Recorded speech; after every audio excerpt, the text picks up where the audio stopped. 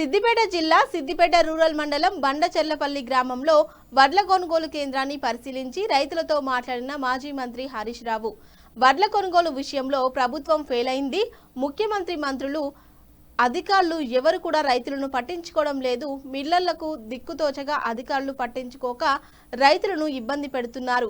కాంగ్రెస్ ప్రభుత్వంలో రైతులకు అన్ని బాధలే, ఎరువుల కోసం బాధలే, రైతు బంధు రైతు బీమా కోసం బాధలే, రైతులు గోసపడుతున్నారు.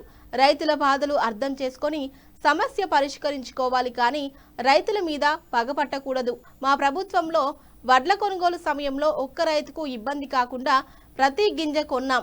రేవంత్ రెడ్డి నిద్రపోతున్నాడు, నిద్రపోయేవాడిని లేపొచ్చు కానీ నిద్రపోయినట్టు నటిస్తున్న వాడిని లేపలేమంటూ హరీష్ రావు మాట్లాడారు. ఇటు ముఖ్యమంత్రి గారికి మంత్రులకు పట్టక అధికారులు పట్టించుకోకపోవడం వల్ల వడ్ల ధాన్యం కొనుగోలులో రాష్ట్రం అంతా పరిస్థితి అస్తవ్యస్తంగా మారిపోయింది.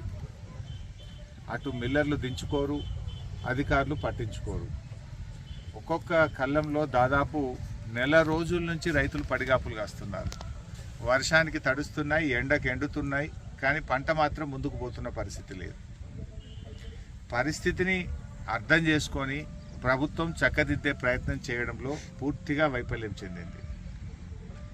ఈ ప్రభుత్వం వచ్చిన తర్వాత రైతులకు అన్ని బాధలే, ఎరువుల కోసం బాధలు పడాల్సిందే, అదేవిధంగా కరెంటు కోసం బాధలు పడాల్సిందే, నీళ్ల కోసం బాధలు పడాల్సిందే, చివరికి పంటను అమ్ముకోవడంలో కూడా రైతులు బాధపడాల్సిందే. రైతు బంధు ఎప్పుడు పడుతుందా అని కళ్ళల్లో వత్తులేసుకొని చూస్తూ ఉన్నారు. పోయిన నెలలో ఏప్రిల్ 22 మార్చి అందరికి ఎప్పుడు వచ్చింది సీఎం మార్చి 22వ తేదీన రేవంత్ రెడ్డి సిద్దిపేటకు వచ్చాడు. మార్చి 22కి వచ్చినప్పుడు అది కూడా మేము గట్టిగా అడ్డుకుంటాం, రైతు బంధు ఇస్తావా ఇయ్యవా అంటే లేలే సిద్దిపేటలో వేస్తా అని చెప్పి 1 ఎకరం వేసాడు. 1 ఎకరం వేసి 45 రోజుల్లో రైతు బంధు పూర్తి చేస్తా అని చెప్పిండు. మార్చి 22, ఇవాళ మే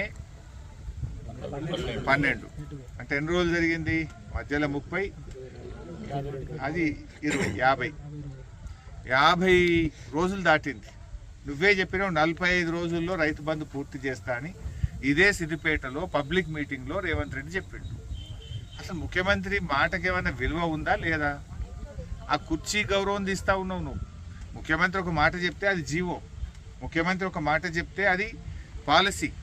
కానీ నువ్వు పబ్లిక్ మీటింగ్లో 45 రోజుల్లోగా రైతు బంధు పూర్తి చేస్తా అని చెప్పినావు. 52 రోజులు అయింది, ఇప్పటిదాకా రైతు బంధు పడలేదు. ఇప్పుడు 3 పంటలకు రైతు బంధు ఎగ్గొట్టినావు నువ్వు. ఒక రైతు బంధు మొత్తానికే ఎగ్గొట్టినావు, ఒక రైతు బంధు 3 ఎకరాలు వేసినావు, ఈ రైతు బంధు 2 ఎకరాలు వేసినావు. రైతు బంధు అనేది నాట్లేయకముందు ఇవ్వాలి, కోతలు అయిపోయినాయి కానీ రేవంత్ రెడ్డి రైతు బంధు వస్తలేదు. ఈ రకంగా రైతుల్ని అనేక రకాలుగా బాధ పెడతా ఉన్నారు. ఈయన మా